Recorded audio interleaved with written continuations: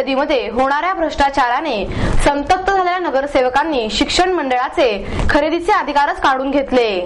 महापालिकेने निविदा काढून ही खरेदी करावी अशी उपसूचना शिक्षण मंडळाच्या अंदाजपत्रकावरील खास सभेत शेवटच्या 5 मिनिटात एकमताने मंजूर करून शिक्षण मंडळाचे पंखच कापून टाकले। शिक्षण मंडळातील साहित्य, खरेदी, भरती, गैरप्रकार, गुणवत्तापूर्ण शिक्षणाचा अभाव या सगळ्यांवरच शिक्षण मंडळाच्या अंदाजपत्रकावर बोलवलेल्या खास सभेत सर्व सदस्यांनी नाराजी व्यक्त केली। त्यामुळे सन 2012-13 या वर्षातील साहित्य, गणवेशाची खरेदी महापालिकेने स्वतः करावी असा मुद्दा अविनाश बागवे यांनी उपस्थित केला। सर्व सदस्यांनी तो उचलून धरला। 252 कोटी रुपयांचे अंदाजपत्रक मंजूर करतानाच भाजप गटनेते अशोक यनपुरे यांनी याबाबत उपसूचना मांडली। मनसेचे गटनेते वसंत मोरे, अविनाश बागवे आणि बाबू वागसकर यांनी या उपसूचनेला अनुमोदन दिले। कोणत्याही विरोधाशिवाय एकमताने ही उपसूचना मान्य करण्यात आली। दिलीप बराटे, दीपक मानकर, नंदा लोणकर, मुक्ता टिळक, वसंत मोरे, दिलीप ओसवाल, राजेंद्र श्रीमकर, चंचला कोदरे, बापू वागसकर, करणे गुरुजी, मेधा कुलकर्णी, अर्चना कांबळे, प्रिया गदादे, अस्मिता शिंदे, जयश्री मारणे, आबा बागुल, सुनील गोगले, शिवालाल भोसले, दत्ता बहिरट, सुनीता वागसकर यांसह बहुतांश सदस्यांनी शिक्षण मंडळाच्या गलथान कारभारावर सडकून टीका केली। आतापर्यंत झालेल्या खरेदीची न्यायालयीन चौकशी करावी अशी मागणी वागसकर यांनी केली। शिक्षण मंडळ हे भ्रष्टाचाराचे कुरण बनले आहे। शिक्षण मंडळाचा खर्च विद्यार्थ्यांवर न होता साहित्य खरेदी आणि इतर खरेदीचे शौक पूर्ण करण्यासाठी होत असल्याची टीका काही सदस्यांनी केली। खर्च भरपूर परंतु शिक्षण मात्र गुणवत्तापूर्ण नसल्याचे सदस्यांचे म्हणणे होते। खर्च ज्या तुलनेत वाढत आहे त्या तुलनेत विद्यार्थी संख्या वाढत नसून उलट विद्यार्थ्यांची गळती होत आहे। 1.25 लाख विद्यार्थी महापालिका शाळांमधून शिक्षण घेत होते। सध्या ही संख्या 75,000 वर असल्याची खंत उपमहापौर दीपक मानकर यांनी व्यक्त केली। शिक्षकांपेक्षा शिक्षिकेवर सेवक आणि कार्यालयीन स्टाफ यावर जास्त पैसे खर्च होतात। एकूण अंदाजपत्रकातील केवळ 6 कोटी रुपये विद्यार्थ्यांवर खर्च केले जात आहेत असा आरोपही सदस्यांनी केला। या घडामोडी दरम्यान मनसेच्या वतीने महापौरांना गणवेश आणि बूट देण्यात आले। तसेच शिक्षण प्रमुखांना शाळांमधून देण्यात येणाऱ्या खिचडीचे नमुनेही खाण्यास देण्यात आले। शासनाची मान्यता नसताना मला आपण असे बघतो तसं विद्यार्थ्यांचा भविष्याचा विचार करून तरी आपण करायला पाहिजे ना।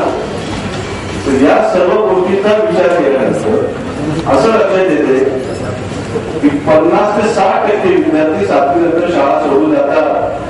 दुसऱ्या खासगी शाळेमध्ये आपल्या ज्यावेळी विद्यार्थी जातात त्यावेळी त्याची थोडीशी परिस्थिती चांगली असते म्हणजे शाळेत जाऊ शकतात। बाकीचे विद्यार्थी शाळेमध्ये जाऊ शकत नाही, ते वेगळ्या भागाला जातात। मग प्राथमिक शिक्षणाकरता जर आपण एवढा खर्च करतो तो माध्यमिक करता का करू नये हा देखील विचार आहे। विचार करणं गरजेचं आहे, ते आपण करायला पाहिजे। आपण त्याच्यापासून लांब जाता कामा नये। मात्र हे करायला सभागामध्ये झाले आहे।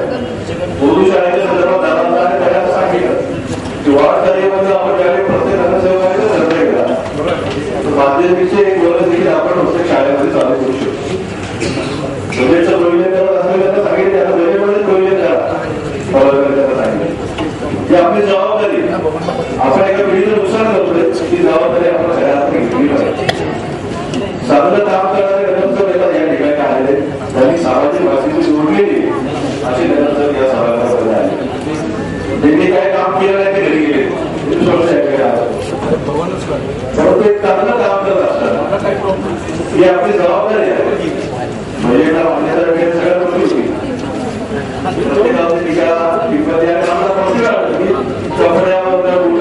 शिक्षण मंडळामध्ये सातत्याने महानगरपालिकेच्या सदतीच्या अपेक्षा करोड रुपयाच्या बजेटला कुठल्याही नगरसेवकाला विचारत नाही याचं काय झालं, हे कसं काय टेंडर काढलं, त्याचं काय झालं हे देखील आपण विचारलं पाहिजे।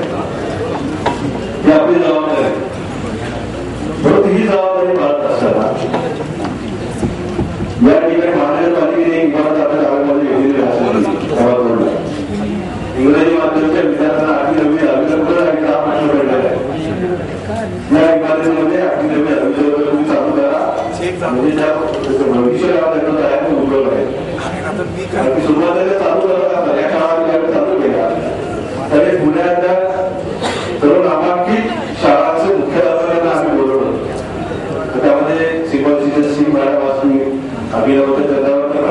गोष्टी त्या सगळ्यांना एकत्र घेऊन ह्या शाळा सुरू करण्याच्या आधी त्यांना विचारलं बाबा महानगरपालिकेच्या माध्यमातून इंग्रजी माध्यमातून शाळा आम्हाला चालू करायच्या, तुमचं मार्गदर्शन आम्हाला हवं, प्राथमिक शाळेचा दर्जा खाजगी शाळेप्रमाणे आम्हाला मिळाला पाहिजे, त्या दृष्टिकोनात त्या शाळा चालू केल्या.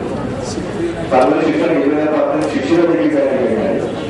मला तर असं वाटतं की 300 लोकांना माझ्याजवळ आणण्याचं जात होतं राज्य शासनाकडे. तुम्ही आता पूर्वी मान्यता घेता ते मात्र असं आम्हाला कळते, मान्यता कमी कमी महापालिका आयुक्तांची तुम्ही घेतली पाहिजे, त्याचा विश्वास घेतला पाहिजे. मला शिक्षकांसाठी मात्र त्या ठिकाणी आवश्यकता असेल त्या ठिकाणी दूध भरा, हक्कादार भरा, शिपाई भरा, बारावी शिक्षिका भरा, प्राथमिक शिक्षण भरा. नुसतं शिक्षणाच्या माध्यमातून काम करतो, त्यावेळी गुणवत्तेकडे आपण खऱ्या अर्थाने लक्ष दिलं पाहिजे. गुढीपाडव्यानिमित्त हिंदू जनजागृती समितीच्या वतीने शोभायात्रेच्या माध्यमातून संस्कृती रक्षणाचा संदेश दिला. ब्रह्मदेवाने सृष्टीची निर्मिती केली, ती चैत्र शुद्ध प्रतिपदेला. प्रभू श्री रामचंद्र रावणावर विजय मिळवून अयोध्येत परतले, तेही याच दिवशी. गुढीपाडव्यानिमित्त पुणेकरांना नववर्षाच्या शुभेच्छा देण्यासाठी हिंदी जनजागृती समितीच्या वतीने काढण्यात आलेली संस्कृती रक्षणाचा संदेश देणारी भव्य शोभायात्रा उत्साहात आणि मंगलमय वातावरणात पार पडली. पुण्याचे ग्रामदैवत श्री कसबा गणपती मंदिरापासून या शोभायात्रेला प्रारंभ करण्यात आला. शोभायात्रेच्या प्रारंभी पुरोहित दीपक कुलकर्णी यांच्या हस्ते धर्मध्वजाचे पूजन करण्यात आले. यावेळी भाज युमोचे शहराध्यक्ष दीपक कुलकर्णी, हिंदी जनजागृती समितीचे सुनील घनवट, मनोज खाडे आदी मान्यवर यावेळी उपस्थित होते. सनातन संस्थेच्या प्रसार सेविका स्वाती खाडे यावेळी उपस्थित होत्या. आर्य सनातन वैदिक हिंदू धर्माचा विजय असो, गुढीपाडवा असे हिंदूंचा नवा वर्षारंभ हा विचार जागवणी करूया. धर्मजागृतीचा शुभारंभ नववर्षात धर्मा शिक्षण घेऊन धर्मचारण करू, इतरांमध्ये धर्मनिष्ठा जागवू या आणि अन्य घोषणा देत ही फेरी मार्गस्थ झाली. कम्युनिस्ट कार्यकर्त्या मालतीताई गाडगीळ यांच्या आत्मचरित्रात्मक माझी कहाणी या पुस्तकाचं प्रकाशन करण्यात आलं. कॉम्रेड गोविंद पानसरे, अमृत महोत्सव समिती आणि भारतीय महिला फेडरेशन यांच्या वतीने या समारंभाचे आयोजन करण्यात आले होते. पानसरे यांच्या हस्ते या पुस्तकाचे प्रकाशन करण्यात आले. यावेळी सुलभा ब्रह्मे या कार्यक्रमाच्या अध्यक्षस्थानी होत्या. डॉक्टर भाई वैद्य, विलास वाघ, शांताताई रानडे, सुहासिनी जुनेजा आदी मान्यवर यावेळी उपस्थित होते. या प्रसंगी बोलताना पानसरे म्हणाले, महाराष्ट्राला इतिहास न लिहिण्याची चुकीची सवय लागली आहे, ती सवय घालवायला पाहिजे. जे लोक इतिहासाकडे दुर्लक्ष करतील त्यांना वर्तमान समजणार नाही. इतिहासाचे महत्त्व अनन्यसाधारण आहे अशी माझी धारणा आहे. म्हणूनच इतिहास समोर आणण्याचा माझा प्रयत्न आहे. त्यामुळेच आतापर्यंत 130 कार्यकर्त्यांची चरित्र आम्ही प्रकाशित केली आहेत. जेव्हा वर्तमानातून प्रेरणा मिळत नाही तेव्हा इतिहासातून प्रेरणा घ्यावी असे यावेळी पानसरे यांनी सांगितले. इतिहास ही समाजाची गरज असून मालतीताईंचे चरित्र लोकांसमोर मांडणे ही समाजाची गरज आहे.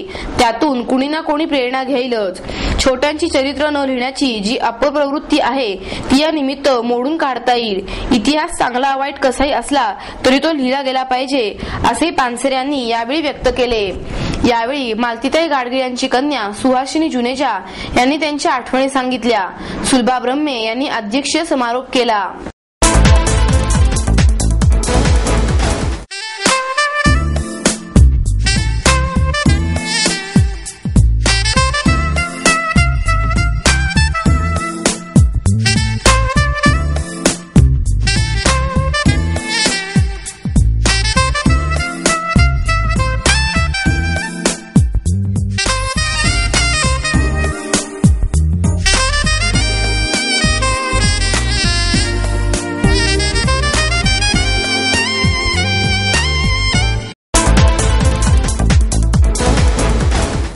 तीन मुहूर्तांपैकी सर्वात महत्त्वाचा मानला जाणाऱ्या गुढीपाडव्याचे आणि नवीन वर्षाचे स्वागत पुणे शहरात विविध उपक्रमांनी साजरे करण्यात आले. बाजीराव रस्त्यावर मैत्र युवा फाउंडेशनच्या वतीने गुढीपाडव्यानिमित्त संस्कृतीची गुढी उभारून पुस्तक दिंडी काढण्यात आली. यावेळी ज्येष्ठ व्यंगचित्रकार मंगेश तेंडुलकर, संत साहित्याचे अभ्यासक रामचंद्र देखणे, शिक्षण तज्ञ न म जोशी, चित्रपट दिग्दर्शक गिरीश कुलकर्णी, मैत्र युवा फाउंडेशनचे संकेत कुलकर्णी आदी मान्यवर यावेळी उपस्थित होते। या प्रसंगी अत्रे सभागृहापासून महाराणा प्रताप उद्यानापर्यंत पुस्तक दिंडी काढण्यात आली। दरम्यान महाराष्ट्र नवनिर्माण सेनेच्या वतीने मंडईतील टिळक पुतळ्यासमोर 30 फुटी गुढी उभारण्यात आली। महाराष्ट्र नवनिर्माण सेनेचे या मनपा निवडणुकीत 29 नगरसेवक निवडून आले आहेत आणि 1 नगरसेवक स्वीकृत आहे। मनसेचे महापालिकेत 30 संख्याबळ असल्याने 30 फुटी गुढी उभारल्याचे कसबा विश्रामबाग विभाग प्रमुख रवींद्र खेडेकर यांनी सांगितले। आशय फिल्म क्लब आणि दृष्टी MIT फिल्म क्लबच्या वतीने गुढी मराठी सिनेमांची या कार्यक्रमाचे आयोजन करण्यात आले होते। MITचे संस्थापक संचालक विश्वनाथ कराड, सहविश्वासात प्राध्यापक प्रकाश जोशी, प्राध्यापक सुहासिनी देसाई, आशयचे सतीश जकातकर, वीरेंद्र चित्राव, दृष्टीचे सचिव वेदांत दानकोंडेकर, सचिव उपाध्ये आदी मान्यवर यावेळी उपस्थित होते। या राष्ट्रीय पुरस्कार प्राप्त कलावंतांचा सत्कार आणि दृष्टी फिल्म क्लबचे उद्घाटन ज्येष्ठ दिग्दर्शक राजदत्त यांच्या हस्ते करण्यात आले। या प्रसंगी राजदत्त म्हणाले, अनेक गोष्टी अनेक जण पाहतात, मात्र सगळ्यांमध्ये दृष्टी असते असे नाही। जे बघतो त्यात दृष्टेपण असणे आवश्यक आहे। हीच बाब चित्रपटांच्या बाबतीतही लागू होते। पुढे बोलताना राजदत्त म्हणाले, चित्रपट बोलायला लागला तोच मुळात मराठीतून। फाळकेंनी बरीच क्रांती केली, मात्र माणसाला डुलकी लागते, तशी मराठी चित्रपटालाही मधल्या काळात डुलकी लागली म्हणावी लागेल। त्याला श्वास मिळाला तो श्वासमुळे, त्यानंतर चांगले चित्रपट येऊ लागले आणि पुन्हा राष्ट्रीय स्तरावर झळकू लागले, याचा आनंद वाटतो। राष्ट्रीय पुरस्कार प्राप्त गायक अनंत भाटे, रंगभूषाकार विक्रम गायकवाड, पटकथा लेखक अविनाश देशपांडे, निर्माते विवेक वाघ, निलेश नवलखा, अभिनेता गिरीश कुलकर्णी, निर्माती दीपिका घोलप, गौतम नायर, रेणू सावंत, दिग्दर्शक वीरेंद्र वळसंगकर, अनिल दामले यांचा सत्कार करण्यात आला। शिवसेना कसबा विधानसभा मतदारसंघाच्या वतीने हिंदू नववर्षानिमित्त शोभायात्रा काढण्यात आली। कसबा गणपतीपासून ही शोभायात्रा निघाली। त्यानंतर शिवाजी रस्त्याने दगडूशेठ गणपती लक्ष्मी रस्त्यामार्गे जाऊन ही शोभायात्रा ग्रामदैवत तांबडी जोगेश्वरी पाशी संपली। शिवसेना शहर उपाध्यक्ष राजेंद्र शिंदे यांनी या शोभायात्रेचे आयोजन केले होते। ज्येष्ठ कवी कुसुमाग्रज यांचे यंदा जन्मशताब्दी वर्ष आणि मास्टर ब्लास्टर सचिन तेंडुलकर याने साजरे केलेले शतकांचे शतक असा विषय घेऊन तयार केलेला देखावा या शोभायात्रेसाठी तयार करण्यात आला होता। या शोभायात्रेमध्ये भगवे फेटे घातलेल्या महिला मोठ्या संख्येने सहभागी झाल्या होत्या। 25 लाख रुपयाची खंडणी मागितल्या प्रकरणी गुन्हा दाखल करावा असा आदेश प्रथम वर्ग न्यायदंडाधिकारी HU जोशी यांनी केला। अमेरिकेत सॉफ्टवेअर कंपनी चालविणाऱ्या संगणक अभियंता व त्याच्या वडिलांचे भारतीय विद्यापीठ परिसरातून अपहरण करून त्यांच्याकडे 25 लाख रुपयांची खंडणी मागितल्या प्रकरणी गुन्हा दाखल करावा असा आदेश प्रथम वर्ग न्यायदंडाधिकारी HU जोशी यांनी दिला। संबंधित अभियंता आणि त्याच्या पत्नीच्या कंपनीच्या आर्थिक व्यवहारातून वाद झाल्यानंतर हा प्रकार घडला। पत्नीचे वडील मुख्यमंत्र्यांचे सुरक्षा रक्षक म्हणून काम करीत असून त्यांनीच मारहाण केल्याचा दावा अभियंत्याने तक्रारीत केला आहे। अभियंता युवराज संभाजी सोनावणे यांनी फिर्याद दिली आहे।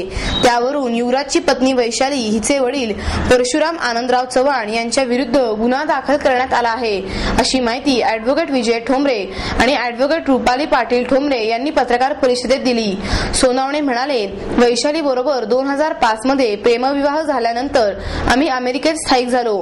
तेथे चालवित असलेल्या IT कंपनीच्या आर्थिक व्यवहारावरून वैशालीचे आणि माझे वाद झाले व ती मुंबईत परतली। मी सुद्धा पुण्यात आलो। मात्र 5 मार्च रोजी अचानक वैशालीसह सासरे परशुराम चव्हाण, मेहुणा महेंद्र चव्हाण आणि इतर 15 जण माझ्या घरी आले।